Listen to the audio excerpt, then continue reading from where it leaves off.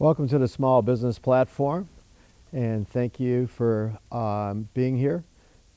Today we have Bill Doc Walls, who's running for governor, state of Illinois, as an independent. Doc? Thank you, Curtis Baptiste. Ladies and gentlemen, this is Curtis Baptiste. He's your primary host, and I'm sitting in as a secondary host this evening. I'd like to first pay tribute to the Illinois or International Prolife Federation, the host and producer of this particular show.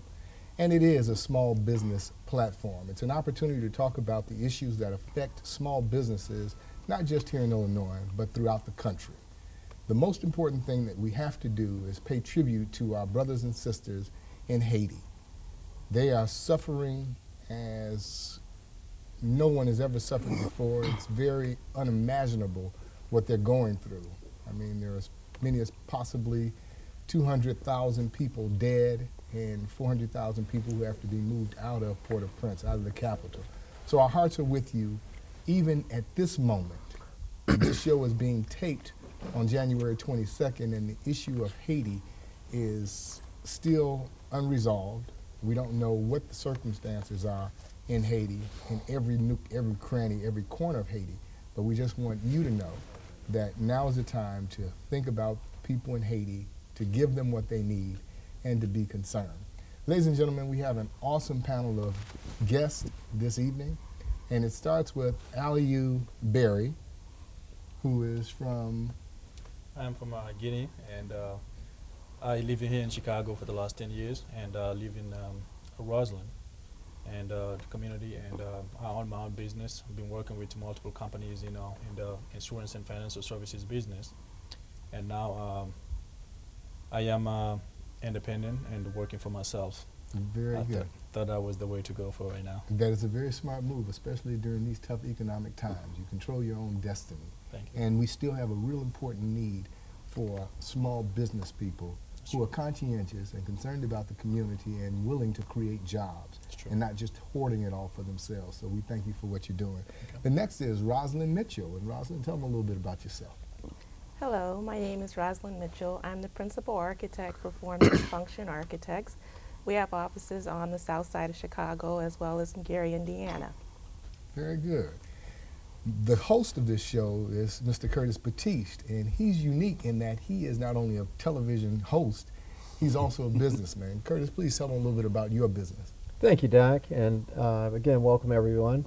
I have an interior flooring company called A Dynamic Flooring Concepts. We're the only licensed African-American flooring company in the state of Illinois that's licensed to correct any type of primary floor condition or install any type of finish. Some of our projects are the DuSable Museum of African-American History, Dr. Carl Bell, Dr. Bedford Waters' project made it to the cover of Chicago Tribune Home section. And we've done some historical restorations that's won awards from the Conservation Society. So we appreciate the opportunity to be here and tell everyone a little bit about our company and what we like to do. And we hope through this process somebody's inspired to become an entrepreneur, to go into business for themselves and help to create opportunity for a whole lot of other people as a result. The next guest is a gentleman whom I know very, very, very well. He's socially conscious, politically aware, and actively prosecuting a personal desire for social and political change, always on the forefront of every issue that's important to people all across America, and that's Mr. Revan Fellows. Well, thank you, Doc.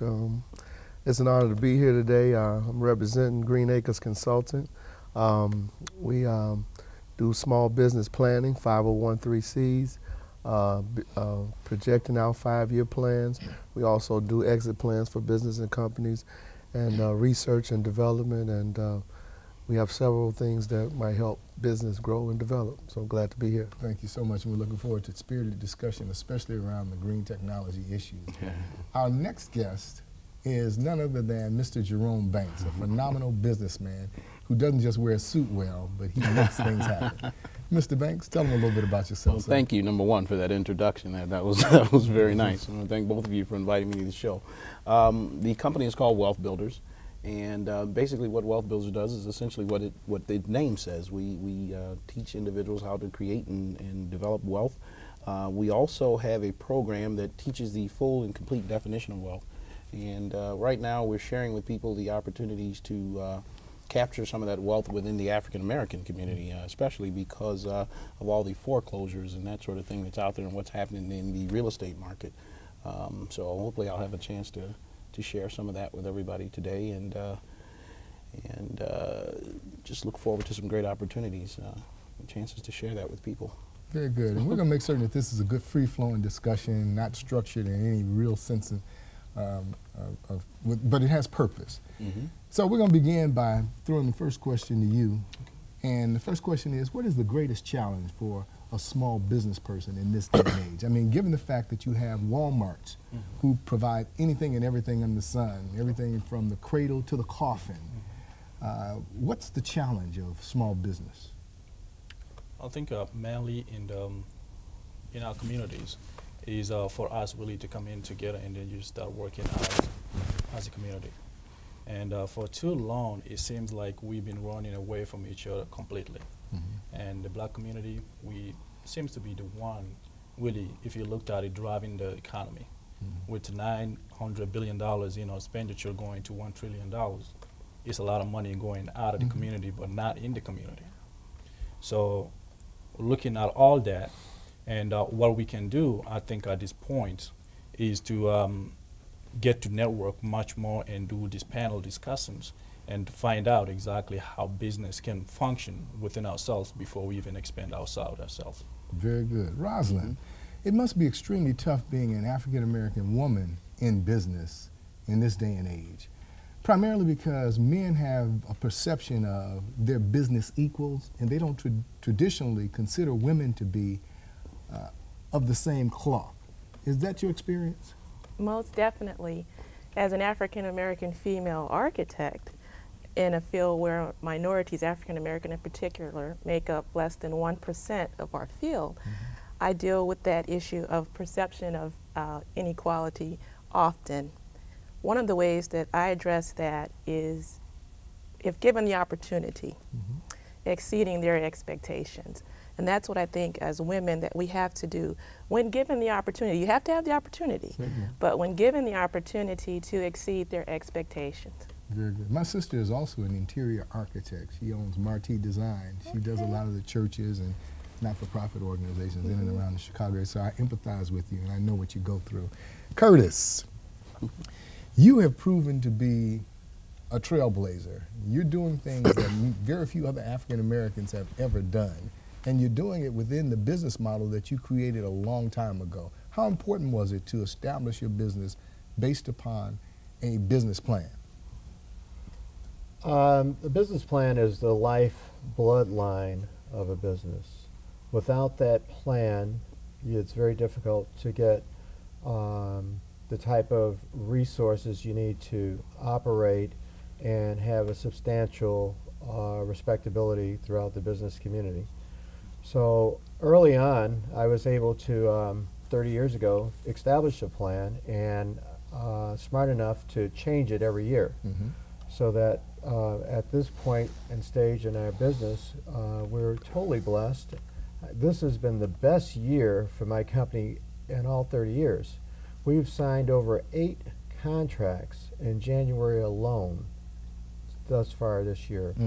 So definitely a business plan is an absolute must. I would recommend that if you have a concept, put it on paper, let people see what you want to do and the services you have to offer them, and they love that. They can eat that up all day long and help you move to the next stage. That's really important, Curtis. And the other thing is that you've developed a good reputation so you can repeat business and you get referrals. Absolutely. I remember what happened was when I first started, people looked at me and said, "Oh, you're awfully young." I said, "Well, I tell you what, you don't have to pay me if you don't like it."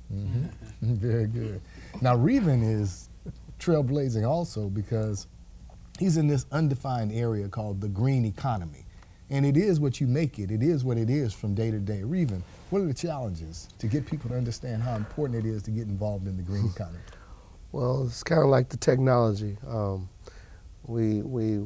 community, unfortunately, has been behind in technology, as you know. The digital divide has created a problem. And then the green movement came along, and set us further back. Green Acres Consultant, which BIG, Blacks in Green, which is another organization I'm with on the board. We've spent the last 4 years organizing any one African American culture that are doing green, technology, landscaping, development, construction. So we have become a clearinghouse for green information. So every third Friday of the month we have a green mixer, so we get together, exchange information, ideas, so we know where our green people are. But the one thing that is the challenge is getting our people to know we are the original green people. Egyptian and Africa and tilling the land and free labor and slavery and the peanut man, it's us. So we shouldn't be afraid of our own culture like this is some new wave. We were the first one here tilling and moving land before anybody else, so it's just embrace our culture and move forward. But it's challenging to do that, but at some point our people wake up and know that your great-grandmother and grandfather putting yam in jars in the farm, and you'll wake up and know that's you. How about that? And who's the head of BIGS? Sister Blacks Naomi and Green? Davis is the founder, and she also have a component called Daughters Trust. So she's taken her culture and the green to use economic development, tourism to package it as green sustainable villages. So be looking for that to come out. And Naomi is phenomenal. Yes. And she's committed and she's a good organizer of people. That's really important, especially when you have something as nebulous as a green economy. It has to at some point in time take shape. Yes. And it has to have real definition, and people have to know how to get involved and how to drive that train. Additionally, you have people like Dr. Ayo Mayat, who's involved in organics and promotes organics. So those are the important things that made us the people that we are. Now, Jerome, none of it can happen without money. And it's important that people understand the keys to wealth and understand how important it is to invest their money wisely. And I'm not just talking about putting your money in the bank or putting it in stocks and bonds, but investing your money even in the family sense. Investing it in your children's education and investing it in a home and things of that nature. Are those the kinds of things that you deal with? Well, you know, I think one of the very important things in our community that people need to understand, and it may surprise you to know that not a lot of people in the African American community have a real understanding of what the definition of wealth is in this country. And when I talk about the definition of wealth, I mean as it relates to economics. There are people who will argue, you know, that you're wealthy in spirit, right? You know, you're wealthy in health and that sort of thing. In this case, I'm talking about as it relates to economics. And simply, the definition of wealth is tied directly to your net worth. And basically, what is your net worth? Your net worth is the total equitable sum of what you owe, of what you own versus what you owe. And quite often, I find in the African American community, we tend to make financial decisions without really taking an in-depth look at how it affects our bottom line, which is essentially our net worth.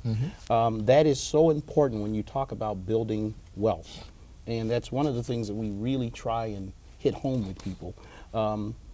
You may find, it's been my experience in working with people sometimes, that you find there are individuals who may seemingly have a lot of wealth because they have the house and they have the toys of wealth, but those people may be operating at a deficit, actually.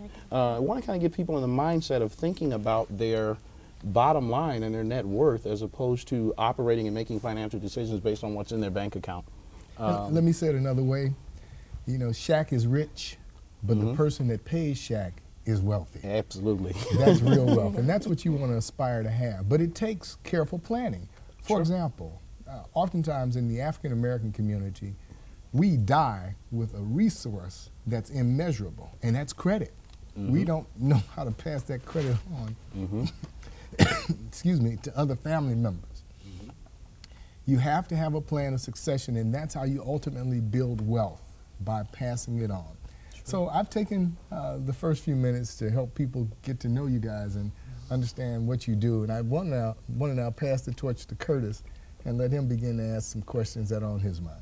Thank you, Doc. A couple of questions we wanted to ask for the governor to be, what would be the plan for Illinois? How can your election, winning this election, improve life for African Americans, especially in Illinois? Well, as a point of information, let me first indicate that I was in the primary as a Democrat. I withdrew from the Democrat primary to run as an independent in November. because we need time to help people understand that our future is not tied to any particular party. It's about the God in us, but it's also about the commitment in us, the commitment to excellence above and beyond all party goals. The thing that I have to do, is help people unthink their economics and develop a smart economy that guarantees every Illinois resident a better quality of life. A smart economy includes the proliferation of cleaner, greener, more energy efficient, and technologically advanced manufacturing plants. You know, back in the 70s, we went through a period where we didn't want manufacturing plants in our backyard, not in our backyard. We forced the steel mills out. Many of them went to China and they went to Mexico and other places. We forced corporations out of Illinois. Now it's time to bring them back with this green technology that Revan is talking about. Bring them back, let them produce through nanotechnology, cleaner, more efficient, stronger products, and let them also be global in scope so that we're producing for the whole world. We're centrally located.